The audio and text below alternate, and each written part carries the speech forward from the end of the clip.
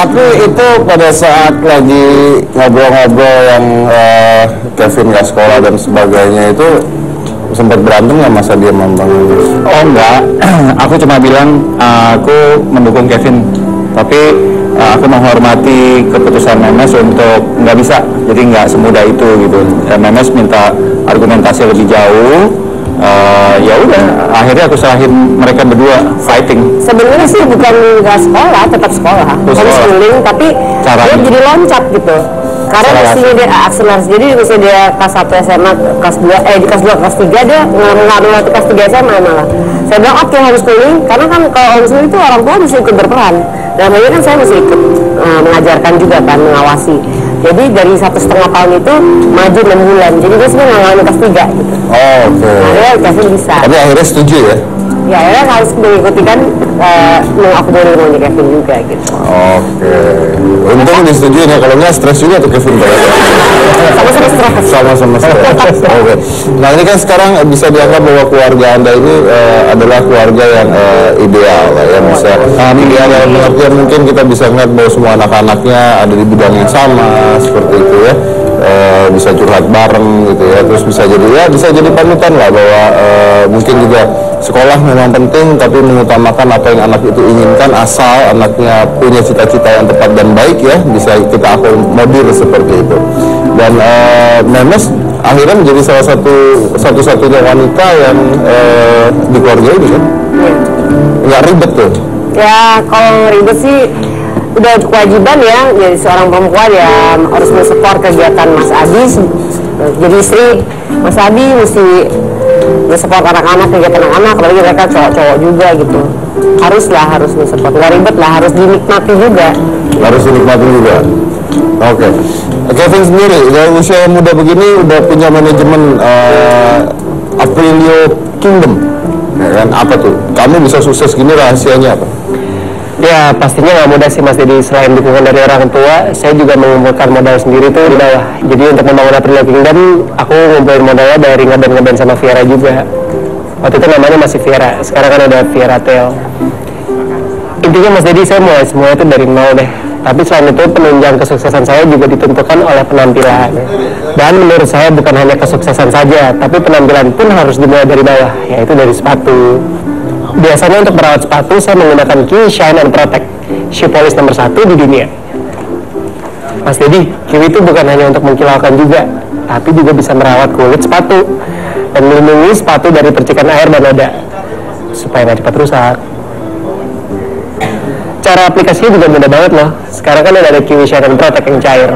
Pastinya dengan membuat aura kita terpancar dan membuat kita semakin percaya diri. Nah gitu Mas Dedi, cara saya untuk menjaga penampilan. Salah satunya dengan menggunakan Kiwi Shine and Protect cair. Oke, dan Kevin ini memang dari awal itu memang sudah otak dagangnya sudah ada. Karena dari kecil dia sudah jualan. Sudah dari SD bahkan. Itu ceritanya lucu. Waktu SD itu Kevin kan di sekolah yang disiplin sekali. Waktu itu kalau olahraga harus pakai topi. Olahraga harus pakai topi? Karena memang untuk menjaga supaya anaknya mungkin nggak pusing dan sebagainya. Tapi kan pada prakteknya banyak yang lupa bawa topi. Nah, Kevin melihat peluang itu. Sementara kita berdua sering ada acara yang souvenirnya topi, jadi banyak topi gitu. Nah dia bawa merchandise topi souvenir itu dia bawa setumpuk, dia sewain 500 perak satu. Jadi pulang dari sekolah dia bawa gepokan uang gitu. Coba contohin dong, saya ingin tahu seperti apa sih coba. Ini apa itu? Buka aja. Awas.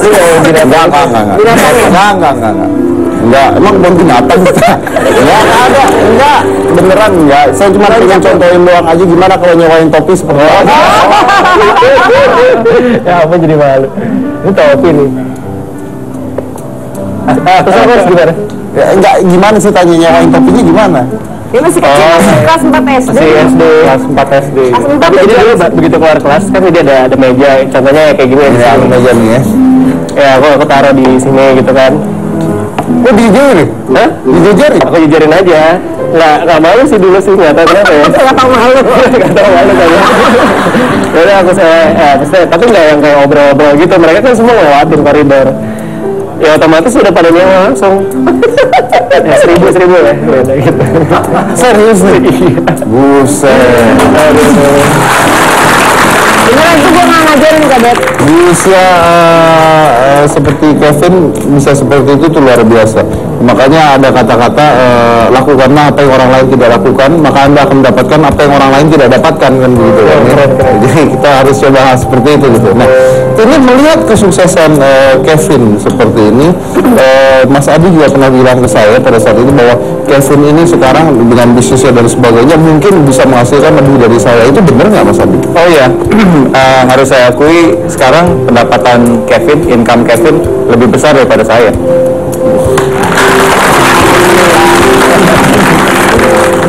Dan saya nggak masalah Kevin suatu ketika bicara soal saldo dia, terus dia asetnya segini, habis itu dia nanya, papa nggak apa-apa ya?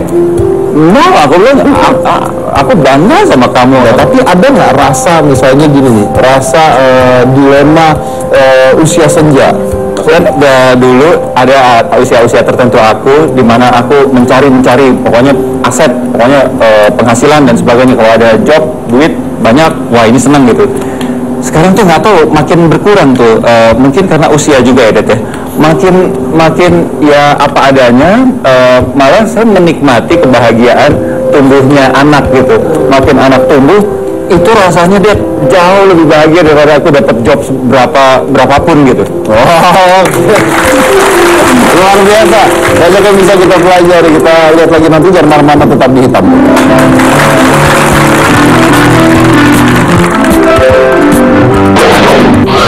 Terima kasih banyak buat Bapak,